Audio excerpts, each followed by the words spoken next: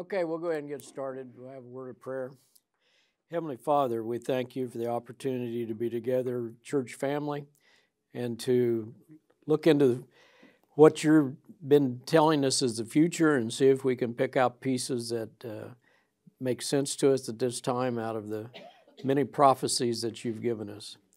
We ask, Lord, that everyone will stop and remember the season that we're in, the Jews having observed Passover, us going into Good Friday and into Easter Sunday, Lord, that we should all pause and give thought and give praise to you for the undying mercy and grace that you have bestowed upon us to be able to enjoy a life of eternity with you. We ask these things, Lord, that you will give us wisdom and discernment about the information that we uncover and give us a better understanding of what's occurring around us. Give us the ability to enter the changes that are taking place without fear, knowing what the end results are and knowing that you're in charge. In Jesus' name we pray. Amen. Amen. All right, good evening. Glad to have everybody here tonight. Excuse me. We'll jump right in. We'll go into the Mideast. Of course, Israel, center of the world. There's a lot going on there right now. If you picked up or not, last night, our time, which was early morning Israeli time, there was a barrage of rockets that were launched from Lebanon and from the Gaza Strip. There weren't so many from Gaza. I think there was 4 to 6 rockets. Some of them didn't even make it into Israel. But some of them, the ones coming across from Lebanon, which are launched by Hezbollah, they have Iranian background, and one of those did make it and do some damage. They shot some of them down with the Iron Dome, intercepted. But you need to understand what's going on. It wasn't that, why would you think anything is going to happen right now? We just have Ramadan, Passover, and Easter all going on in the same few days. So, why would anybody be surprised that stuff's happening? But what spurred this, my understanding of it, and I dug into it just a little bit, the Muslims, they went into the mosque in the area that is, known as the Temple Rock, or the Dome of the Rock. Pardon? Dome of the Rock. Yeah, excuse me, I got something in my throat.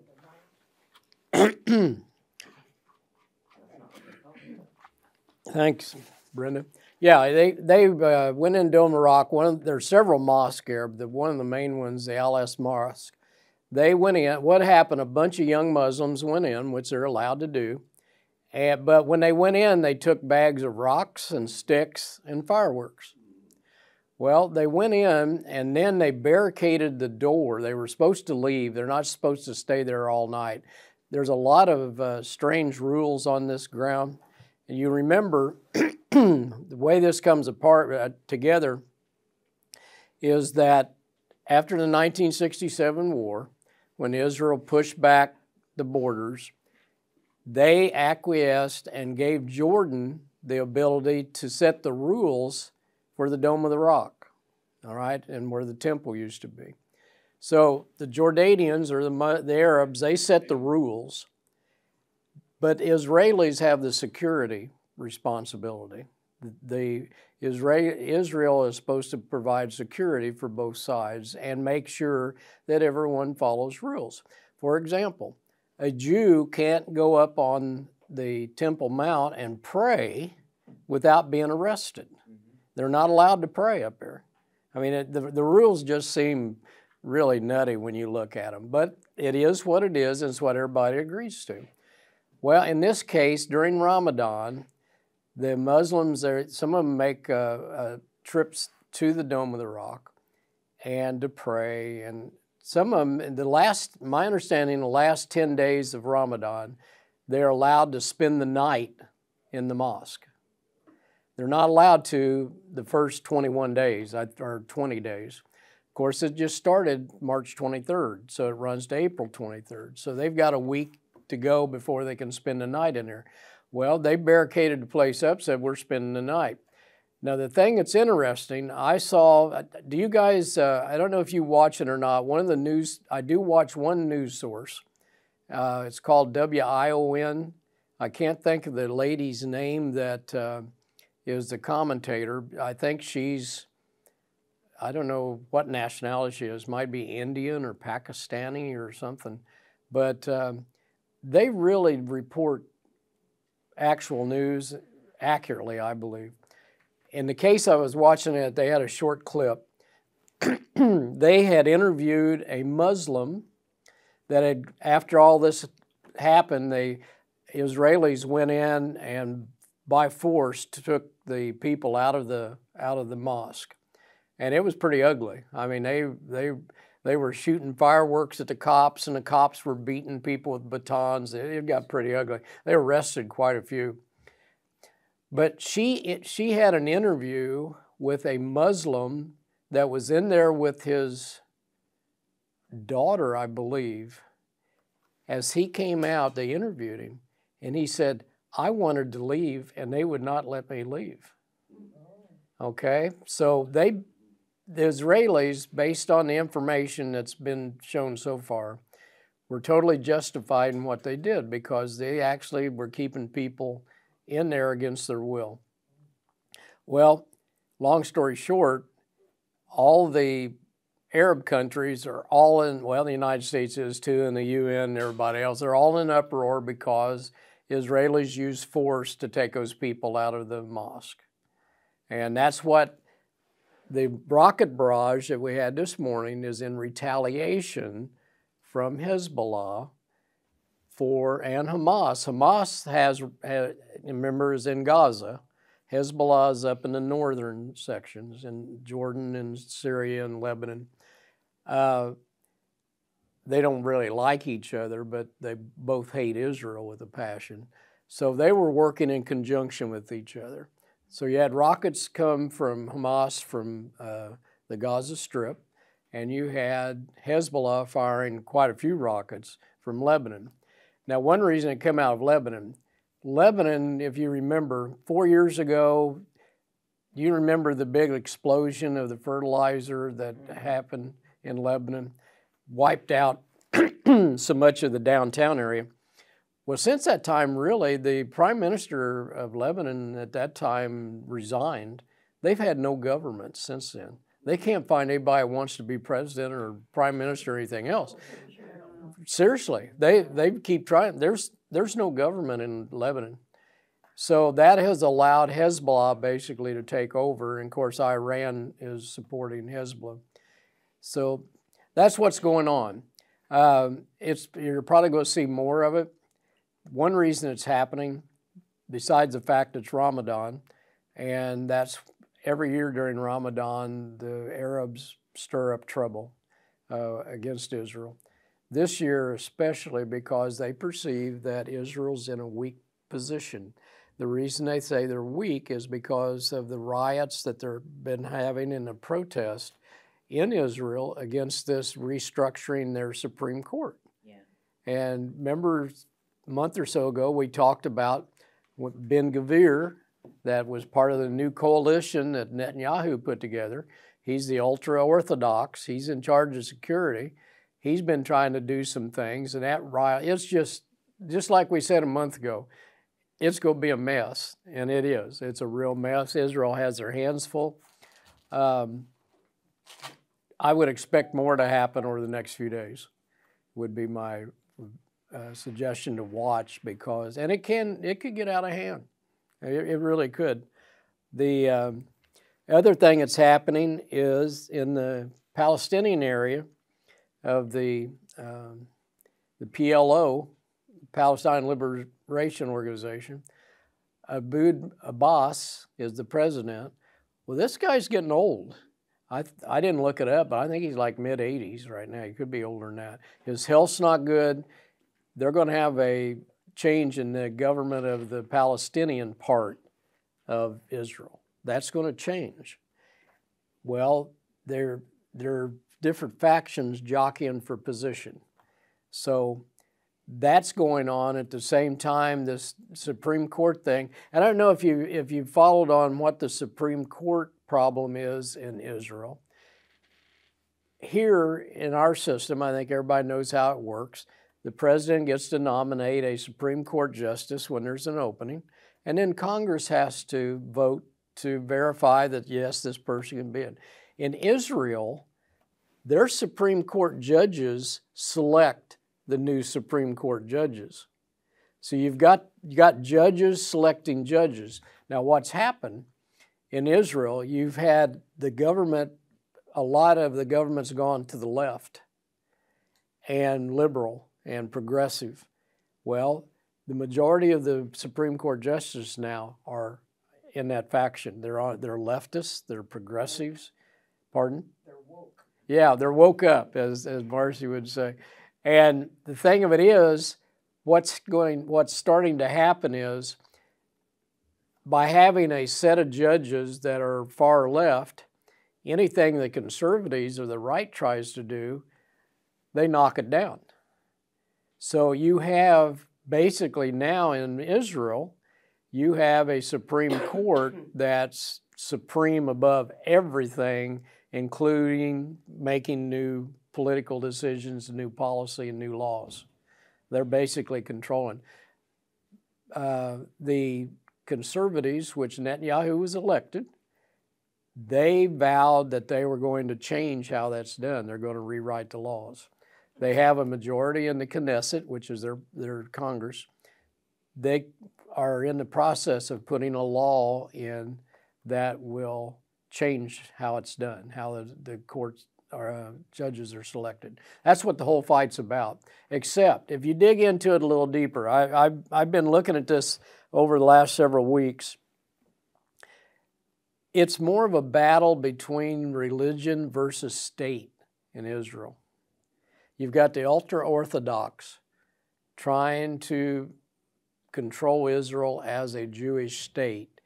You have the secular part that's saying no, which would be the progressives and the liberals, say no, we're going to run it as a democracy without the religion.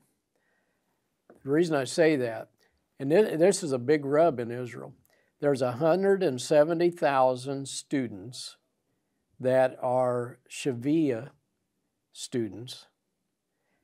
Those are students that are studying the Quran, or not the Quran, but the Talmud and the Torah. They are ultra-Orthodox students, is what it amounts to. They're studying to be Jewish Orthodox. Well, the rub is they don't have to work. They don't serve in the military. They're exempted. They're exempted. And that's a big rub. And there's 170,000 of them, which in a population of about 9 million people, that's a bunch. And so there's a big rub there. And it's a big rub, like I said, is basically religion, those wanting to run Israel as a religious state versus running it as a secular state. So this is just, the Supreme Court thing is just a offshoot of that. But that's the basic problem they're dealing with right now, so you understand. That's about all I had there. Let's see. Like I said, there's a lot more, I would think, going to be coming. The Israeli Security Council has met twice since last night, and early morning their time. But they've got their hands full, and they're expecting more trouble. So we'll just keep our ear to the ground on that. Further in the Mideast, the Obama administration, which is Biden, I mean, if you think Obama's not running the country, right, you're in la-la land. Biden is running this country through Joe Biden. There's no doubt about it. And all you got to do is look at the programs that are coming around. Biden this last week announced they have a new Iran deal. And what it is, they want Iran to say, we won't go any further in the nuke business, making nuclear weapons. We'll just stay where we're at, and Joe Biden saying, we'll lift some of the sanctions on you. Any fool that would believe that, I mean, Iran's done nothing but lie and cheat the whole thing.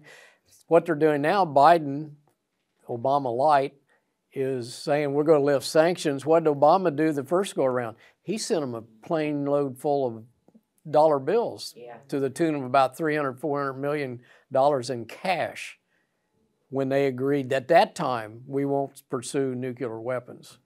You made that comment about Obama. KJP, the press secretary, she actually let that slip off of her tongue. Oh, she did? Press conference. How about that? I didn't see that. President Obama. I'll be. Yeah, but it's interesting. As Sherry said, the press secretary, Biden's press secretary, made a comment that and slipped and said President Obama instead of President Biden. They're not fooling anybody. Right. They're not. So. I mean, we all knew there was someone pulling strings. The other thing I would tell you to watch for, we're not going to spend a whole lot of time in Europe tonight because there's not a lot changed there, except Finland was voted into NATO this week. Okay. The day after they were voted in, Israel announced, or Finland, one of the two of them, that they are selling Finland what's a weapons system is called David Sling. And what David Slings is, it's a system that, not an Iron Dome, but it's a system that will track incoming missiles and take them out. Well, Russia had already hammered Israel a little bit here a few weeks ago about don't get involved in this stuff up here. Well, Israel just did. What I expect to see now, we talked about this a couple weeks ago, Russia, Assad in Syria has invited Russia and saying, hey, we need you to build more bases and have a bigger military presence in Syria. Well, I look for Russia to get tougher again, bringing stuff into the Mideast. The other thing that will probably occur, well, it already has, in response to Finland being voted into NATO, Russia has moved nukes into Belarus, which is if you remember on your map, Belarus sits on the northern side of Ukraine. They have a border there. You have Russia, and of course Ukraine's right beside Russia, and then on the north side of borders both Russia and Ukraine is Belarus. And they've done two things. Putin's announced they're moving nuclear missiles, tactical missiles into Belarus. That's very important for Kiev because Kiev sits close to Belarus on the north side of the country. And the other thing they're doing, Belarus has Russian aircraft, military aircraft. They are refitting the aircraft that Belarus has to carry nukes. Before, it was part of the agreement that Russia had with NATO was that we will not put nukes into Belarus, and they can't have airplanes that can carry nukes. That was part of the deal. At the same time, NATO's saying, we won't add any more countries against your border. Of course, NATO has reneged on their part, so Putin's reneging on his part. So, that's happened. NATO is now Finland is part of NATO. And that's definitely going to be an upsetting factor for Russia. In fact, I'll go ahead and mention this while we're there. The other thing came out this week that's tied to all this too, because it's the reason I'll go there right now on Ukraine a little bit. The Russian Minister of Defense has said that the Cold War is over with the West.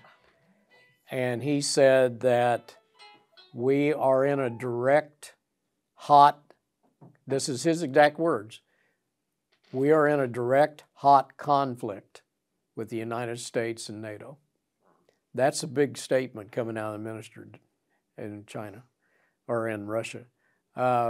Russia's, just every time they push a little bit more, Russia's coming back a little stronger. So That's the reason they, he's shipping the nukes into Belarus, and it's tense. It's really, really tense. As far as I can tell, Russia, and I follow this pretty much on every day. I did not look into it today, but normally every day I do. Russia's been making advances in Ukraine. The Bakhmut area, Russia is slowly taking that town over. They've taken all the industrial complex over now, and are basically in a pincer move in that they're wrapping everything coming in both sides around the Bakhmut area. They're pretty much, based on what I'm hearing, on the sources I look at that I believe, Russia's got it pretty much made. And Ukraine's either going to have to move out quickly, the last of their people are going to lose all of them that's in there. So it could be pretty much of a bloodbath for them. Any questions as I go through? Holler them out. I mean, Sue? The king of Jordan, is he still in a neutral status with Israel? No. The question is the king of Jordan still in a neutral position with Israel? The answer is no. He has been really upset with Netanyahu. He's really upset over this deal with what's going on the Mount now there in Old Jerusalem. He also is upset because Israel's been moving against the what they call illegal Palestinian housing that's been built in Israel. It's not in Jordan, but there's a lot of tension between the two. China's part of this. The reason being, and we'll talk a little bit more about that here in a minute, China's been brokering deals with the Mideast countries, and the reason being is because Biden walked away from it. We walked away from the Mideast, and we left them hanging. We really have. No one trusts us at all. I mean, there is just no trust, and they see the United States being brought down as far as being a power. So everyone's jockeying for new positions, and that's the reason. Jordan's the same way. You're going to see what's coming out of this is, and just like we talked about 2 weeks ago, the Iran-Saudi Arabia deal that China brokered, and that they're now going to exchange embassies and they're going to start doing diplomatic relations again, which for years they haven't. And as we know, it's because part of them Shia and part of them Sunnis. They don't like each other. But there again, they see an opportunity to do two things. And by joining hands now, the Sunnis and the Shias in the Mideast, they have an opportunity to take Israel out in their mind, and they have an opportunity to help take the United States down as far as being a world policeman. You know, it used to be everybody was worried about getting slapped by the United States if you stepped out of line. That's no longer true. I mean, we're seeing it every day. And you're seeing China step in. We'll talk a little bit more here in a few minutes. China influence is growing daily. Right now, as we sit here, unless they're on their way home, Macron, President of France, and Lagarde, is that right? Not Lagarde. Von der Leyen is the president of Germany. They're both in China meeting with Xi Jinping. And Macron said the reason he was going over there was to ask China to please ask Russia to back off in the Ukraine. China went, remember we talked about that, China went to Russia with a peace plan. And basically my understanding of what little's leaked out, and there hadn't been a lot put out on it, Russia wants to keep the territory they've got, or maybe just a little bit more. They want to keep the territory they've taken in East Ukraine, which used to be part of Russia, and which mostly is Russian people to begin with. They want that to become Russia. Then they want a buffer zone of so many kilometers, like 100 or 150 kilometers, between that and Ukraine. That was what their desire was. Well, the United States won't even talk about it. Several of the European countries want it because they don't like this war going on. They can't afford it.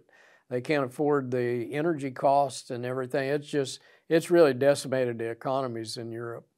They talk about the sanctions, and we'll get into that here in a minute too. The sanctions against Russia damaged Russia. It's damaged European countries. You're seeing the industry just flow out of Europe. There was the other day, there was a company in Germany that had been in business for 300 and some years, and they closed their doors because they can't afford the LP gas costs to manufacture whatever they've been manufacturing for 300 and some years. Stop and think about that. But that's happening, and inflation is rampant in Europe. Their economies are really hurting, and it's because of the war, and it's because they're still they think they're going to beat Russia and put Russia back in their borders. I don't believe it's going to happen. I could be wrong, but most of them would rather see peace right now, and Ukraine, of course, is saying, no, we're not going to have peace until we drive Russia out of Crimea, which is down, on the Baltic, on the southeast end, down in the Baltic Sea, or not Baltic, but the Black Sea. Russia intends to control the Black Sea. There's no doubt about that. They do now, and they intend to keep it that way. So there's big things hinging on NATO's ability and the United States' ability to keep the battle going, and the coalition over there is not strong. So time will tell what's going to happen, just don't know. Nobody's got a crystal ball, but China stepped in with a peace plan. And like I said, Macron and von der Leyen are over there now talking to Xi Jinping, and that's why they're there, is to try to get a peace deal worked out. So talking about that, Xi Jinping is talking incessantly of war, and he talks about creating a Great Wall of Steel. You have the Great Wall of China. He's using that analogy now. He's saying there's going to be a Great Wall of Steel that we're going to do. But at the same time, and then this is he's talking to his people, basically is what he's doing. He's prepared them for war. He talks about war all the time because if it does break out, he wants his people prepared to endure it. And this has been going on for a couple years now. This is nothing new, but he's talking about it more often. He also says, and I'll read out of my notes here because this is quotations from Xi Jinping. He says, China is dedicated to play an active role in the reform and development of the global governance system. Now, the global governance system is one that's going to be made up of the GDI, which is a China deal, which is the Global Security Initiative, or the GSI, and the GDI is the Global Development Initiative. These are plans that's already been put together by China to show the world, give the world a blueprint of how everybody can get along. Okay? Now, take that's what China's envision is. Take that and go out in the world. There are two things going on. One, you see Xi Jinping fly to Russia, meet with Putin. Here's a peace deal, guys. Let's all get together. Putin, of course, is working with Xi Jinping. There's no doubt about that. I doubt if they trust each other. They never have. Two different communist ideologies. But here again, everybody sees blood in the water. You've got all these sharks looking at the United States bleeding, and our administration just makes it worse on a daily basis. And they're right. We are bleeding. We're going to talk about a few more things here in a little bit to indicate that. But here's what you're seeing around the world. Like I said, Macron and von der Leyen's there now. 13 countries no longer recognize Taiwan as an independent nation. Honduras was the latest one just this last week. They pulled all their ambassadors and everything out of Taiwan. They say you don't exist anymore. You're not an entity. Now, why is that? There's been 9 countries that's done that since 2016 in the last few years. South America is joining the China sphere of influence. All right? What's bringing that about? You guys remember what BRI is? The Brick Road Initiative that we've talked about before. The Brick Road Initiative is where China will go out to a country. Honduras is a prime example. Loan them a bunch of money, build some ports, build airports, whatever. Start a mining operation, et cetera, develop the nation. And China would come in. Basically what they did is come into a country and give them the money to expand their economy. 2 requirements. One, we're loaning the money, you got to pay it back. If you don't pay it back, we own it. Whatever's been developed, you know. They're just taking collateral on the loan. No different than we do down at the bank. We're going to take your house as collateral and we'll go loan you money on it, right? They're doing the same thing on a much larger scale. The other thing they've done is almost all of these projects, if you're going to build a port, you have to hire a Chinese company to build it, and that Chinese company is going to bring Chinese in instead of hiring local to build it, okay? Those people stay. They don't go home. And in the case of Honduras, Honduras owes China a whole bunch of money, and they're starting to call loans due. So, did that happen in Venezuela too? Oh, it's happened. What, Panama? Yeah. China now controls the inlet to the Panama Canal. And here we're the ones that built it. And we built it, yeah. And gave it to Panama, and then now it's been signed off to China. Ended up redeveloping the canal, and they now own parts of it, not all of it yet, but part of it. But here's the other thing is, on that Brick Road Initiative, and it got expanded. Initially, what China wanted to do, stop and think about it today. If China wants anything out of Europe, they want to trade with Europe. How do they get it? The product. They have to put it on a ship, sail it all the way out around the world to China, right? You got to go through the Panama Canal and come in that way, or you go around the south end of South America and come up through the Indian Ocean. The Brick Road Initiative, and that's why it was called Brick Road. It's back, what they did, they were remaking the old Silk Trail, the old Silk Road that you learned about in school. The Silk Road was where the Mideast and Eastern Europe wanted to trade with China, and they did. They had a road, right? That's what it's called, Silk Road. We talked about it when we were studying Revelation. We talked about the cities that were in Turkey at that time. There was a couple of them, I think, I can't recall off the top of my head. I have to look at my notes. But one of them was important, so important, because it was on the road that went from the Mideast to China. Well, that's what they started doing. China wanted to build a road again that goes through from Western China into Europe so that they don't have to depend. One thing that brought this up at that time years ago, the English had the most powerful navy on the earth. United States has, I think still today maybe, but it's close.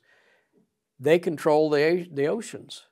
So if they wanted to shut down anything going to China, they had the power to do it because they shut shipping lanes down. China wanted to work around that. They want to build a road so that they can ship products, even though they get into a fight with the United States, they still can trade with Europe and the Mideast. All right? That was the basis. It started working pretty well, and then they decided, I think we talked about this, it's been a year ago, maybe longer.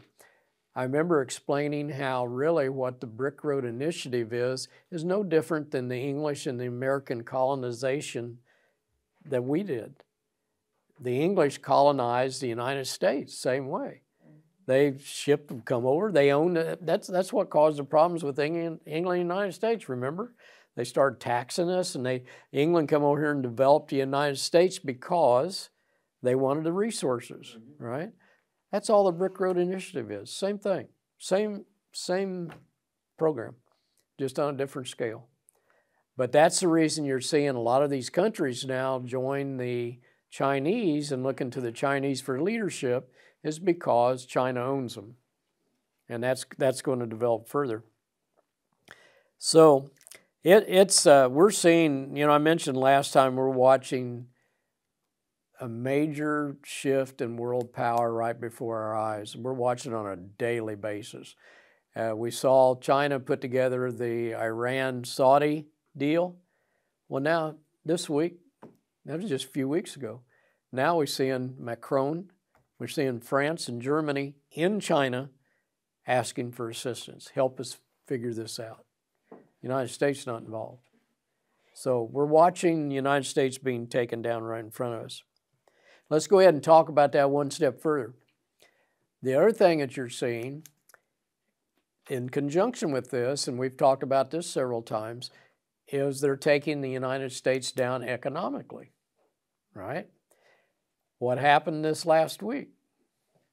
China and Brazil come up with an agreement that they will now, not just oil, all of their trade will be done in Chinese yuan and Brazilian real. Yeah. Now, why does that make sense? It makes economic sense. There's a cost of doing business. If the United States, if the dollar, and this is not going to happen overnight, I don't think, although things happen so fast anymore, it amazes me. It's not going to happen without a fight, I can tell you this. We all know the United States, the dollar is king worldwide. It's used for trade. But here's the situation you have if you're China and Brazil right now. If China wants to buy Brazilian crops, let's say they're going to buy soybeans. Brazil produces a lot of soybeans.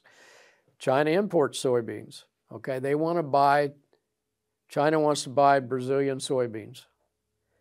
They have, before now, they had to buy they'd buy them. They had to go and exchange their yuan for dollars to pay Brazil in dollars, and vice versa.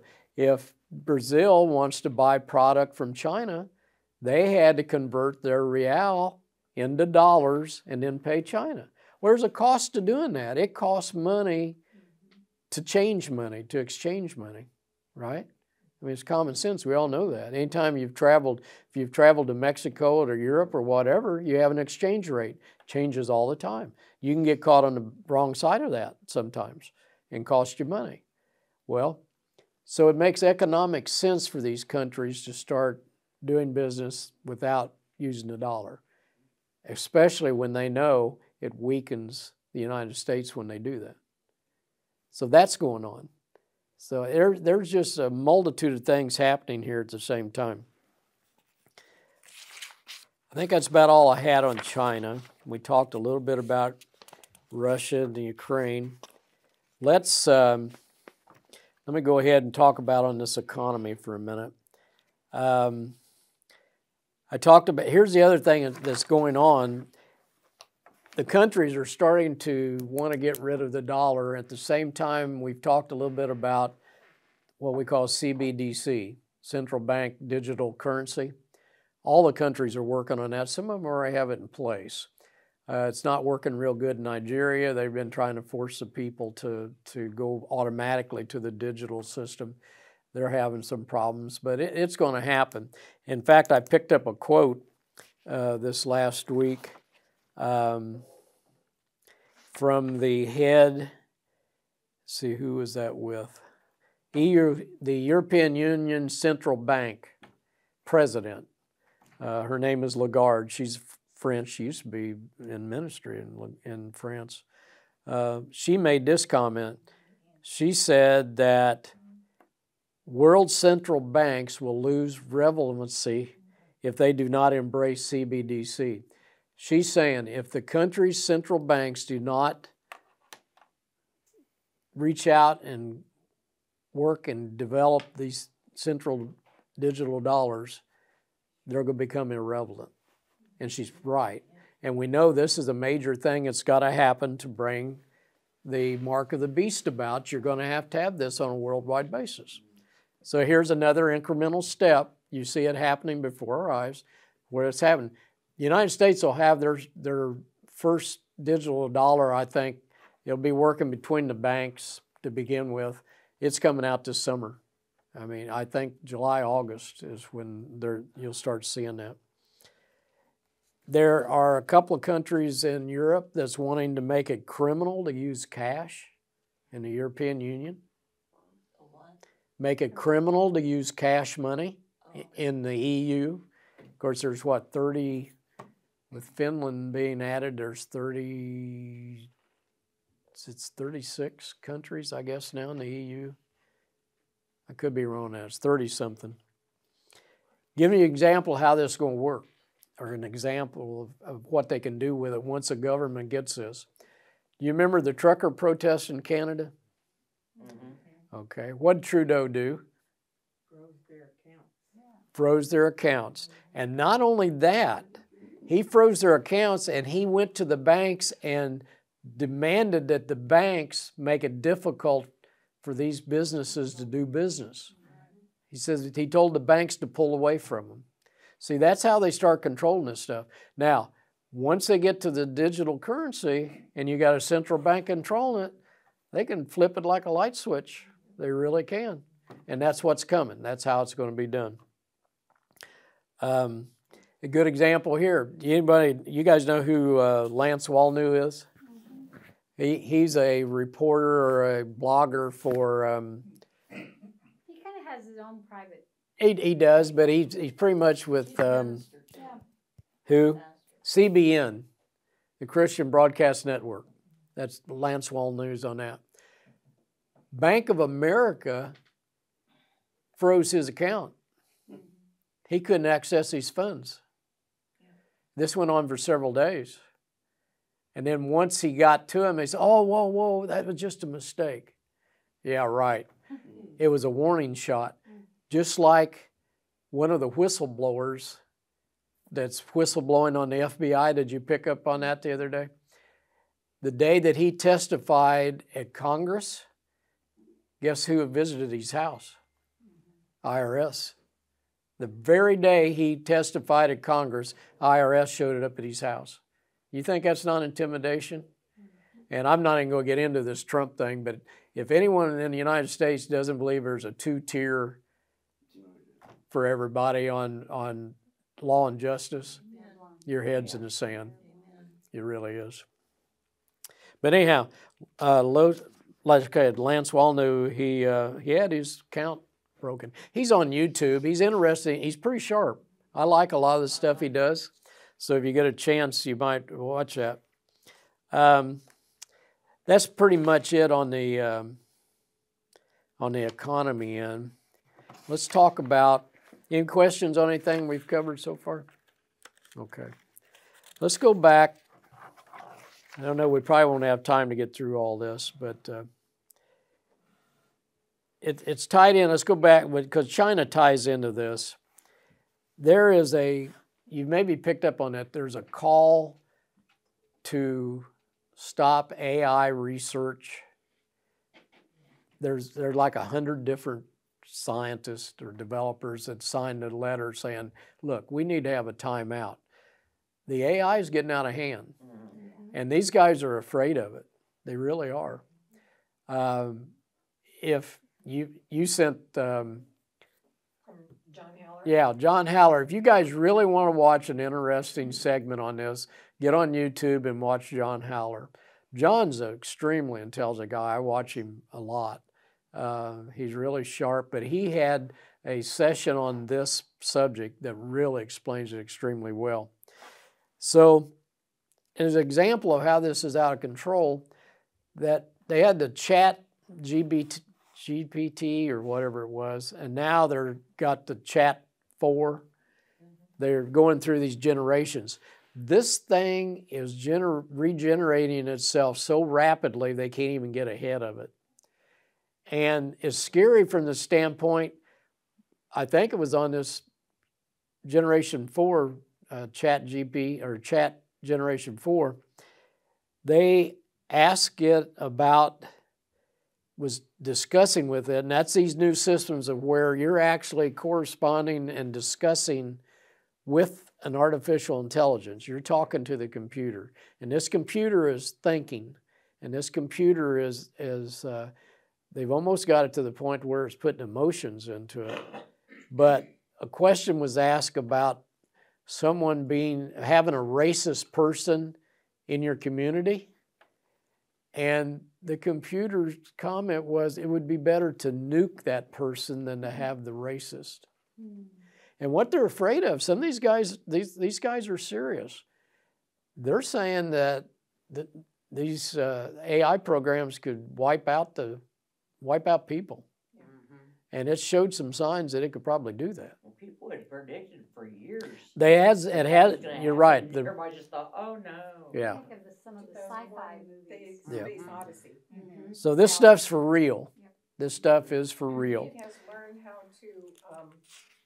how to program. Yes. Yeah. Write actual programs. Yeah, as Marcy said, it's learned how to program. And I repeat your question sometimes for the thing. What's saying? Right.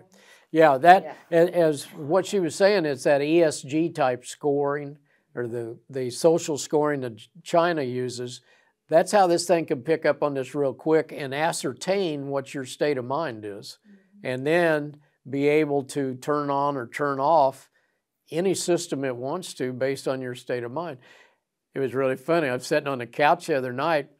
For some reason, the kids at school have gotten eaten Captain Crunch. Okay, so Jeff likes Captain Crunch. So anyhow, Sam's always been a Honey Nut Cheerios fan. You usually buy 3 or 4 boxes at a time. She eats them all the time. All of a sudden, she wanted Captain Crunch. So we bought her some Captain Crunch. And long story short, evidently, the kids have been chatting back and forth about this and texting and stuff. She showed me her phone, this like 2 nights ago. She says, look at these ads that are popping up. She's getting Captain Crunch advertising, and she's never sourced, she said, I have never sourced anything on there. I showed her in my computer before. I said why certain things show up on my computers, because I'll look a search engine up, or go on a search engine and pick up a particular thing, and then the next few weeks, all of a sudden, this stuff starts popping up. So it just shows you how, what Sherry's talking about. I believe they're listening to us. Oh, I do too, yeah. They are. That they could be listening to we're talking right now, and probably are.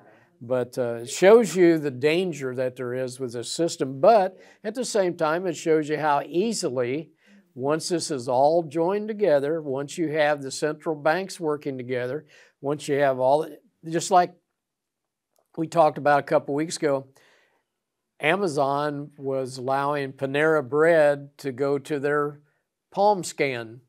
You don't have to use money or a card or anything in a Panera Bread out on the West Coast. You just scan your hand.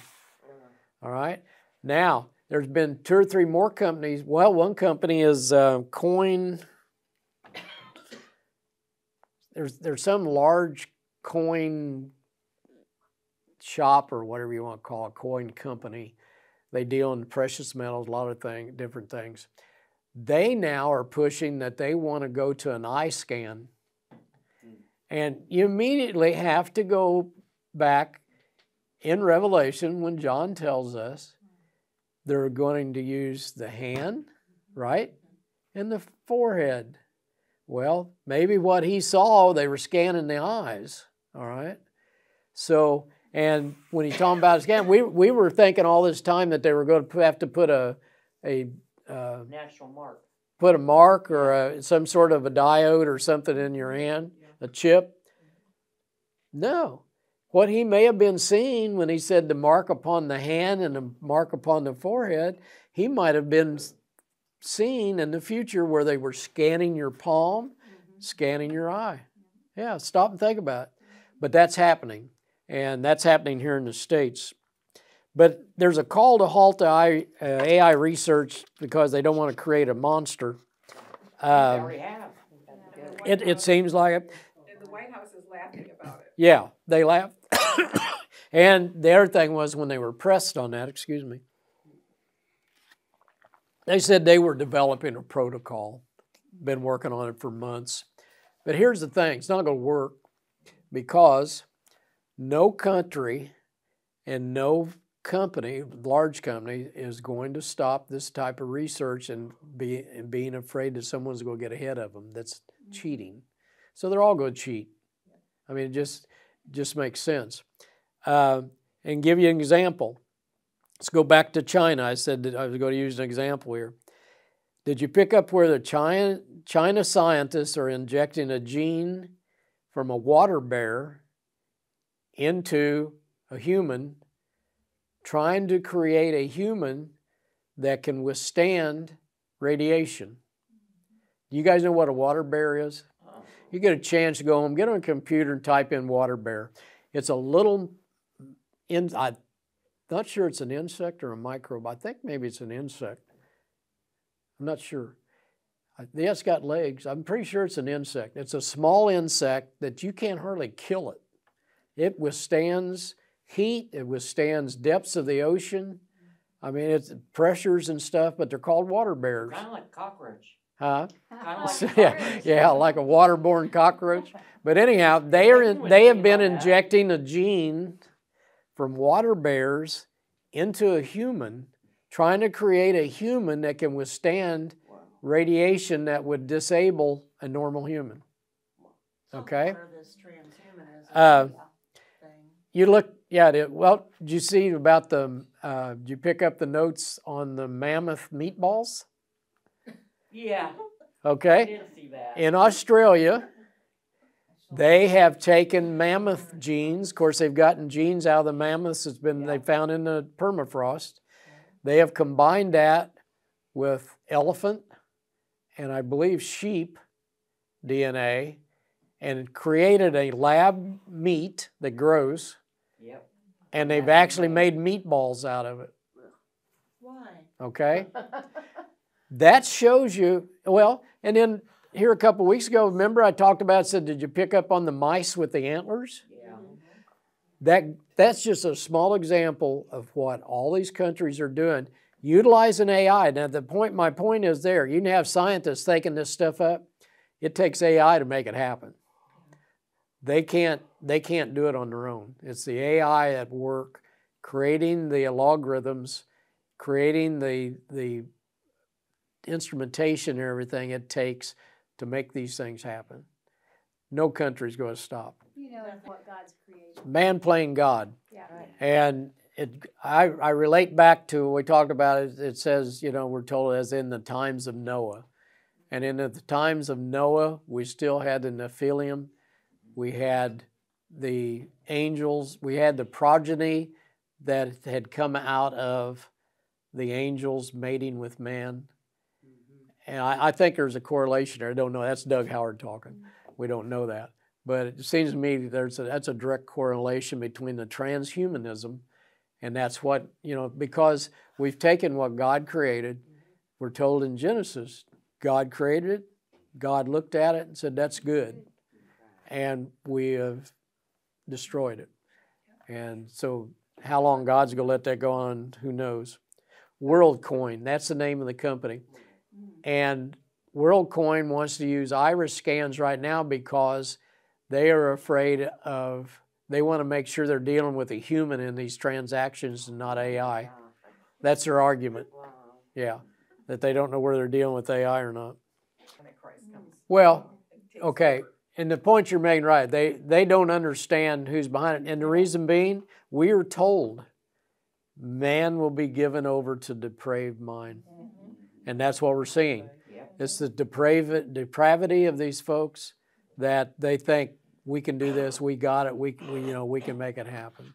Yeah, and so you're absolutely right, Marcy.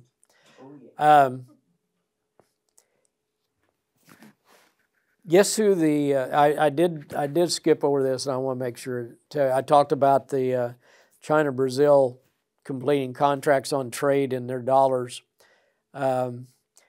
Who's the new president of the UN Security Council? What country does he come from? Just happened this week. It's amazing. He's a Russian. Russia is now, see, on this UN Security Council, every year the presidency changes to another member. So you've got 7 members of the Security Council, right, that have the ability to block anything that's going through the UN. Well, they trade who's president all the time. Well, this year, starting this week, a Russian is president of the Security Council, and they're all upset, right? But get this, first day on his job, I watched this. He was asked by a reporter, I think she was out of Europe. It was concerning sanctions and trade in dollars and etc. Here's his comment. He says, the dollar can no longer be trusted. It's unreliable because they have the ability to apply sanctions. And he says it's a detriment to trade. It should no longer be used. He's president of the UN Security Council, but it shows you, the thing in that statement shows you, reinforces what we were talking about. They're trying to take the dollar out. And he's right from the standpoint that part of our might's always been that we could sanction you. You've noticed, if you pay attention, the sanctions against Iran really haven't worked. The sanctions against Russia definitely haven't worked. They thought they were going to shut Russia down. They didn't. They haven't. Russia's still moving right along. And they're trading with China. They're trading all over the world. Our sanctions are to the point, the reason being, we no longer have the military influence to impose the sanctions. We can make a sanction, but we don't have the guts to follow up and make it stand, okay? So that's how you see the United States being taken down as a world power. Let's see. Let's just do a couple of what I call Antichrist updates. Do not kid yourself. The global elites feel that they should rule the world. Oh, yeah. There's no doubt about that, and they're working towards it. The thing is, there's so much lying going on. It just absolutely is astounding. And I don't know if we talked about it in this group. I forget. I was with Jeff yesterday. Jeff and Wade invited me over to the Wednesday prayer meeting that Wade does, and I'm thankful for that. It was fun. And I can't remember whether I talked about this yesterday or not, but there's so many lies. Heather and I were sitting watching TV a week ago, and I saw this thing come up about an F-22, United States F-22 in a collision with a Russian airplane. It didn't happen. But it was on YouTube, and they showed pictures of it, all right? And I was pointing out to Heather when we was watching it. I mean, I know a little bit about some of the airplanes, and here it was, it's supposed to be with a Russian reconnaissance airplane that this F-22 ran into. And we get watching, the first thing I see on the YouTube is a Russian Bear, which is a bomber. And they're switching with different airplanes, Russian airplanes. And it was just totally made up false. And there's so much of that coming out, especially the Ukraine war. You've got to be careful what you watch. If you're trying to figure out what's going on in Ukraine in the war right now, there's so much false stuff. And the lies upon lies upon lies. Our military, we have no military leadership in this country, in my estimation, at all. You can't trust any of it. They're all politicians. They're all doing what they're told. We used to, and Wade and I was talking about this yesterday, used to be you had generals that would set up in a meeting and say, Mr. President, you can't do what you're thinking. That's gone. We have that no longer. Because these guys are just strictly, yes, sir, whatever you want's what I'm doing, because he wants to keep his job. And that's all over. But the lies are just tremendous. It reminds me of George Orwell's 1984. Mm-hmm. He said that lying or telling the truth will become a novelty. And he's absolutely right. Someone telling the truth today is a novel situation. It's a revelation. We have so much lying going on. Our traditional news sources, most of them's already been eliminated, meaning that, just like I said, this WION, I have faith in them right now because, and I have more faith in Al Jazeera Network than I do anything in the United States. They do report the news and they do report factual things, in my opinion. But it leads up to this thing that's going on with TikTok. Here in the United States, they're trying to pass a law, or they want to ban TikTok. I mean, they want to ban TikTok, but yet they don't care. The FBI, NSA, CIA are all monitoring everything we do. We're under constant surveillance. It's okay for our organizations to surveil on us. They just don't want anybody else doing it. The big danger with TikTok is, I've been looking into this a little bit, paganism on a worldwide basis. TikTok is the heartbeat of paganism. It's amazing.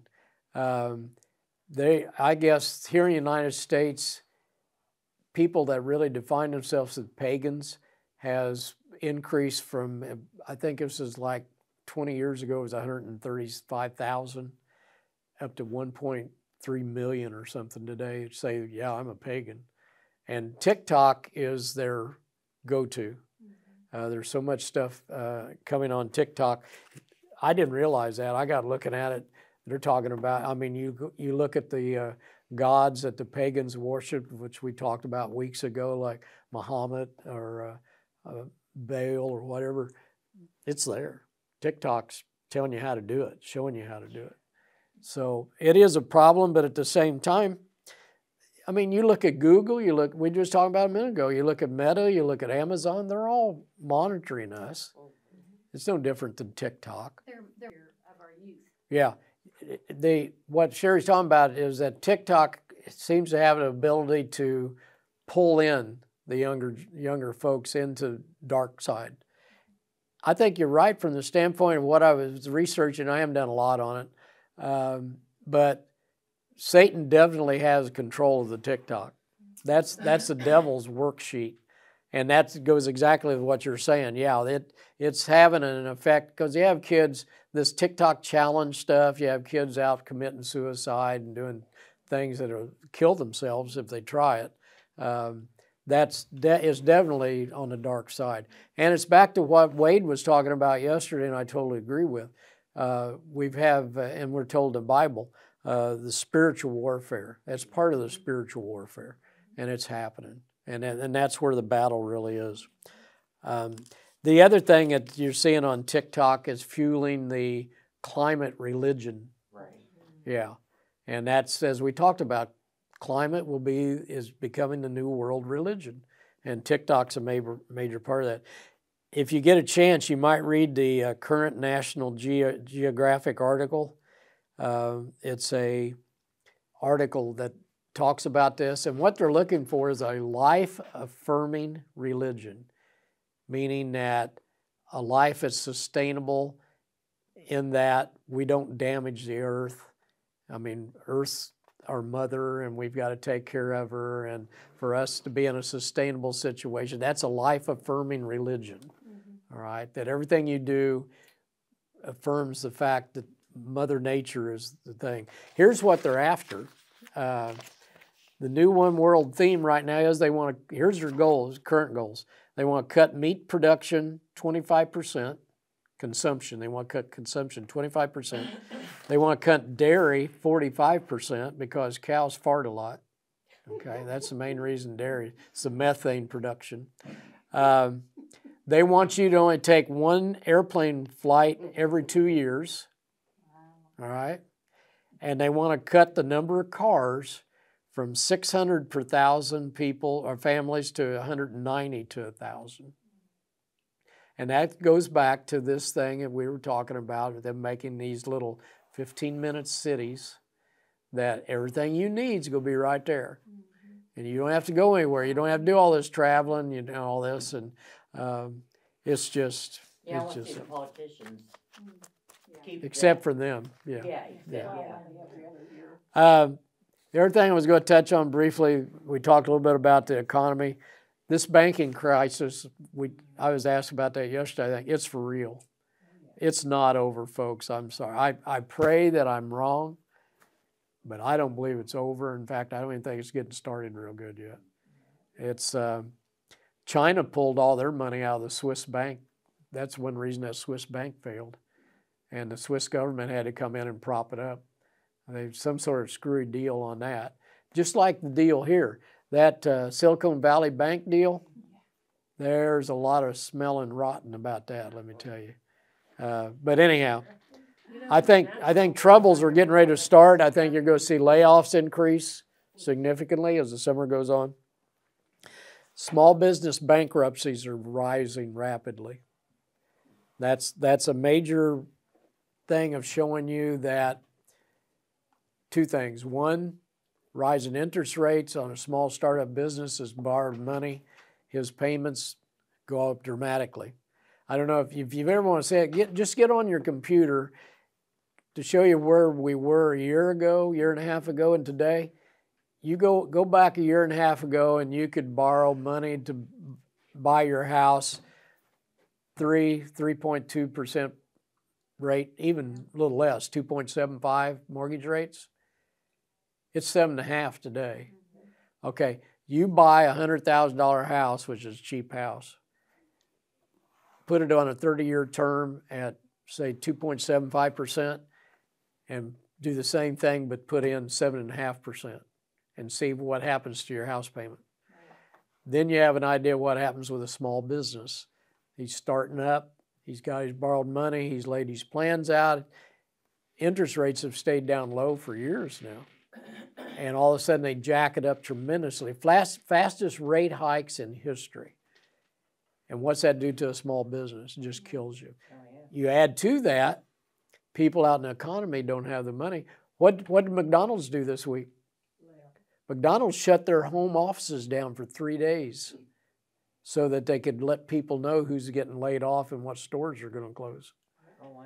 Yeah, I've made the comment up here. I watch our McDonald's. I pulled into the bank up on 30th Street. No, I was going to Kroger's. Pulled in up there, 11:45. Remember it real well. I used to do that when I worked for Ralston Purina. Part of my job in the last few years was doing market analysis.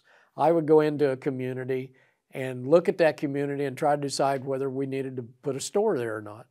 Well, I'd spend a week traveling around the factories, where's people driving to, all this kind of stuff. Watch the restaurants. I'd go into a parking lot like Walmart and see all the different license plates to see where people are coming from, things of that nature. So I got in such a habit of doing that, I still do it.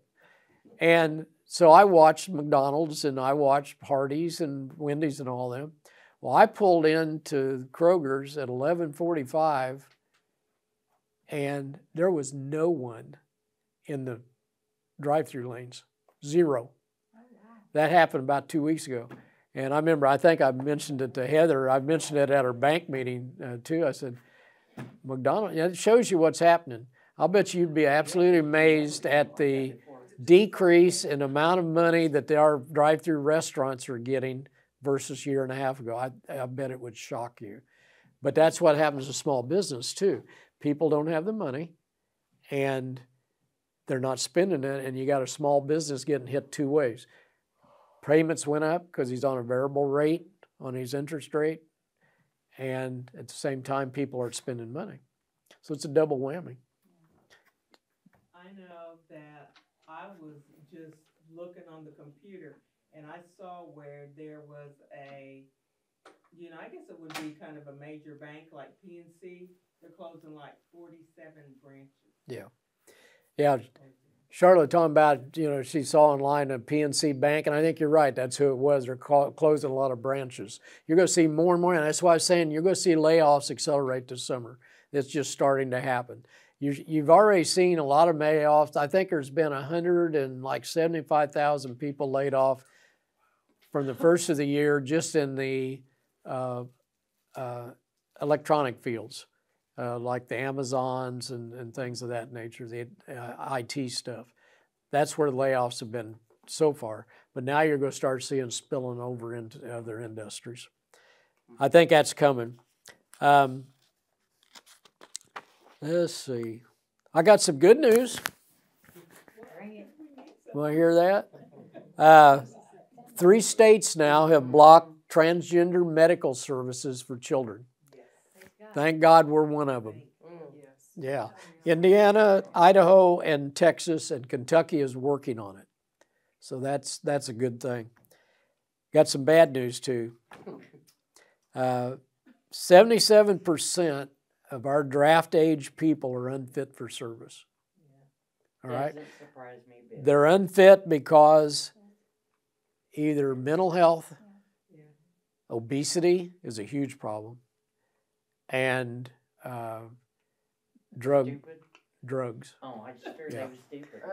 That's the 3 biggies.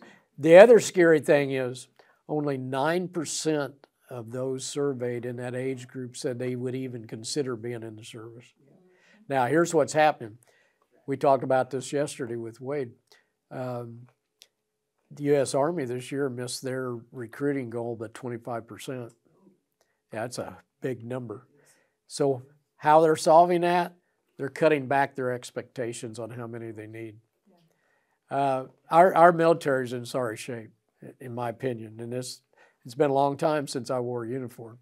But you stay, I'm sure if you talk to Wade, I know what his thought process is on it too. Anybody that's been in the military for any period of time, you keep in touch with what's going on. You watch things.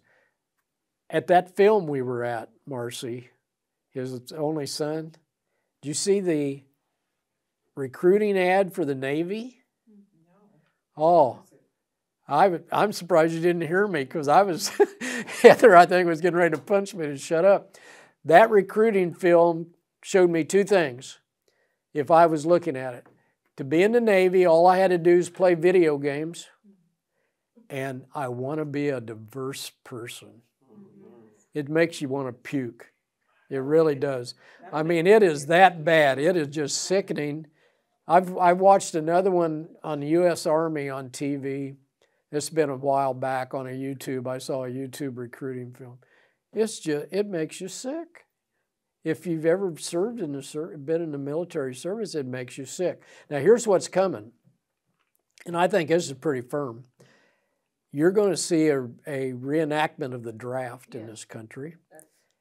And what's going to push that is we're going to keep rubbing noses with Russia to the point, we already got people on the ground. They let this slip out the other day, and I didn't see any more in the media on it. Outside Bakhmut, somewhere close to Bakhmut, I think it was, Russia hit a barracks that had 300 people in it. All right, and they killed them, killed all of them, wiped it out. There were Americans in that building. And on that news report that I watched, they talked about that it included people from different countries, including America. We've got boots on the ground over there. We've got people that are working the radar sites. We got people flying around in the air, intercepting and doing the surveillance, intelligence from the air. That's us.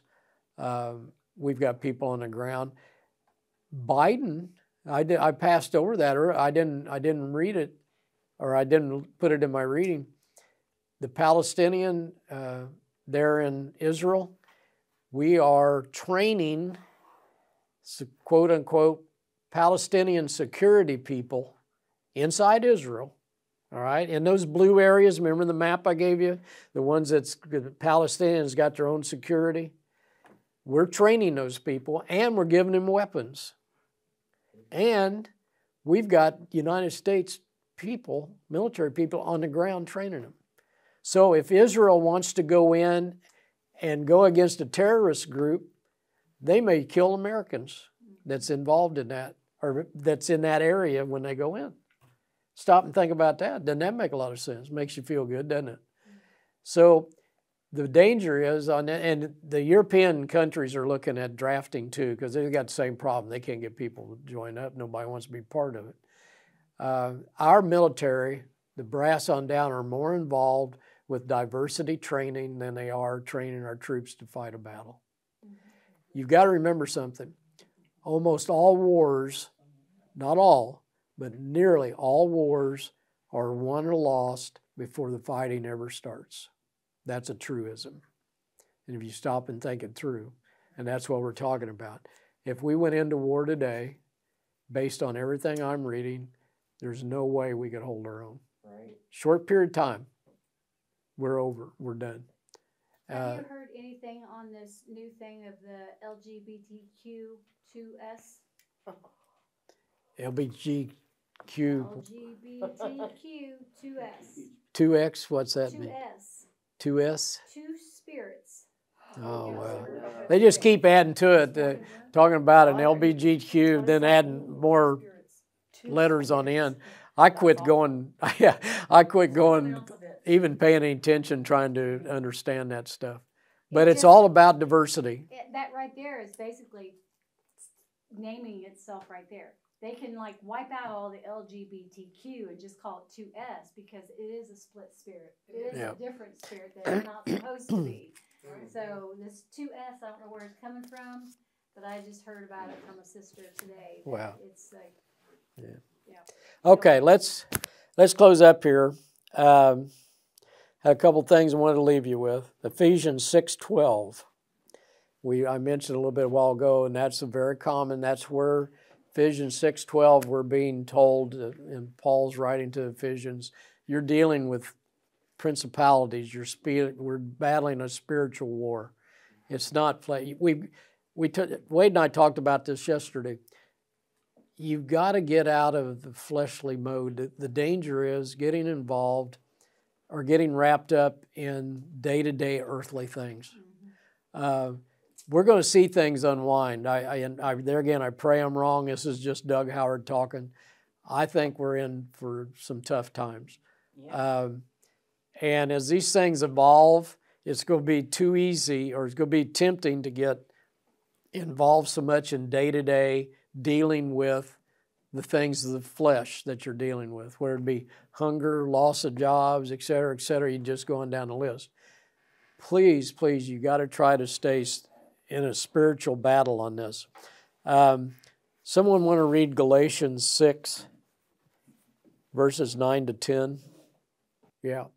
And what that's saying, what Marcy just wrote in a nutshell is, it's warning us not to get wrapped up. And don't forget that God's told us that we need to spend attention or pay attention to our church families, all right? And that's basically there, and that part there, it's really honing in on, be aware of what's going on in your church family around you and be ready to offer spiritual help at any time that you can. And you've got to remember this, which is said there, you got to be patient. You sow seeds. The crops don't grow overnight, folks, okay?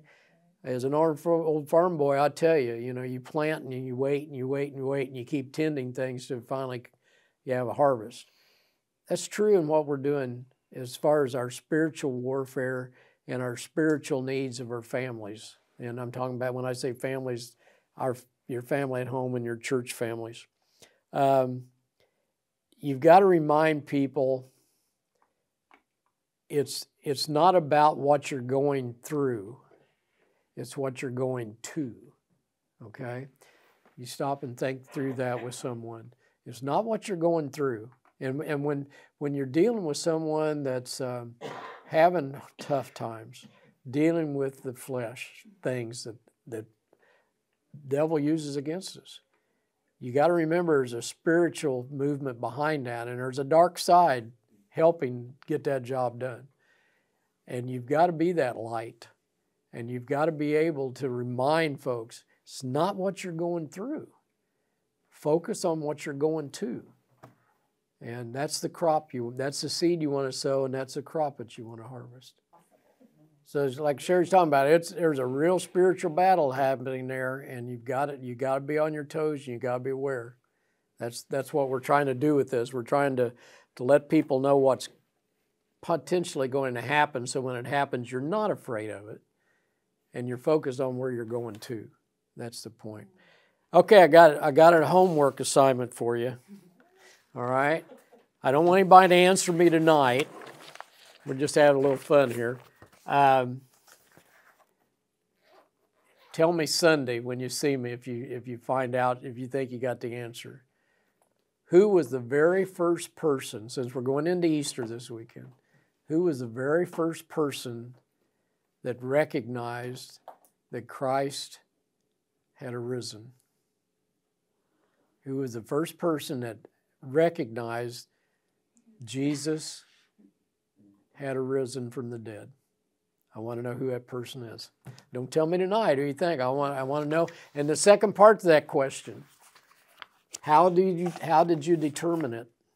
How did you determine who was the first person that realized Jesus arose?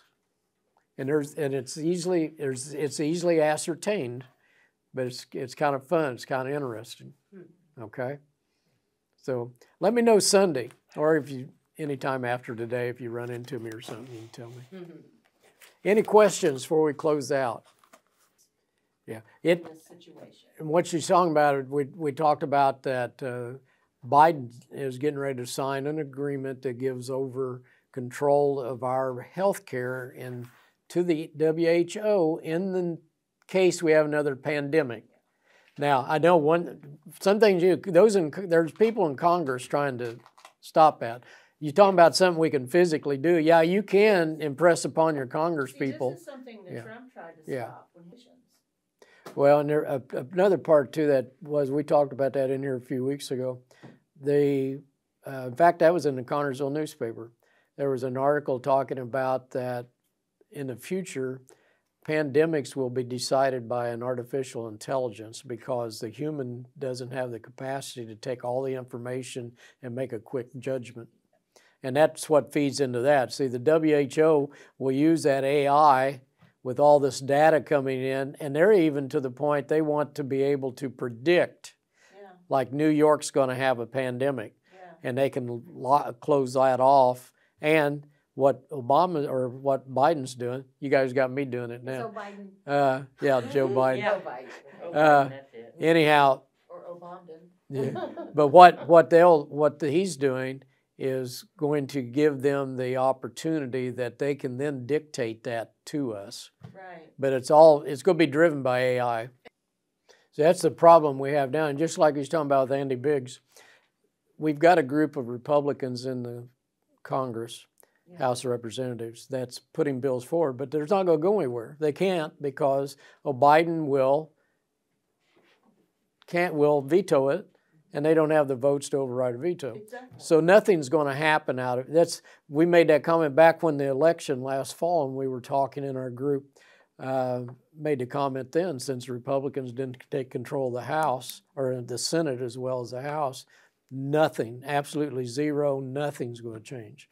The only thing that's going to happen, that is happening, is that the congressional inquiries, they're going to have, like what they're trying to do now with the Trump thing and all these caucuses or all these investigations they have. That's going forward. But other than that, there will be absolutely nothing to stop Biden from doing what he's doing. Well, I don't understand really, because they all already admitted that shutting the country down was the worst thing they could have done. And not to mention, it did not stop the spread. Yeah. But there again, you got to remember just what we was talking about.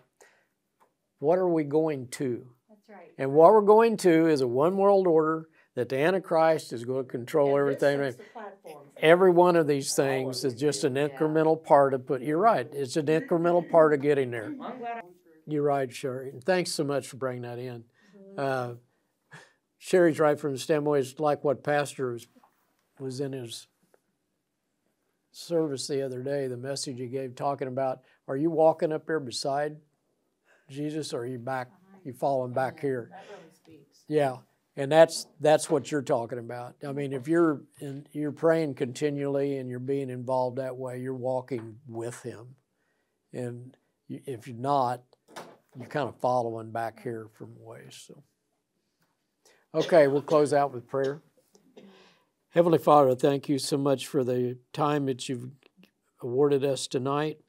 Lord, we are still able to meet freely when we want to and talk about what we want. And Lord, we are truly thankful for that, because we know there are other parts of the world that we would be unable to do what we did here tonight. So we are thankful. Lord, we keep in mind that this is the time of season to remember the great sacrifice that you have made. And we don't want that to escape. And Lord, please lead us to be able to plant those seeds of this with others around us on a daily basis, and keep us aware of where we are going to, Lord, and not what we're going through. Please bring us all back for service Sunday. Keep everyone here safe and healthy, and protect all of our families. In Jesus' name we pray. Amen. Amen. Thanks, guys. A good time tonight. Yeah.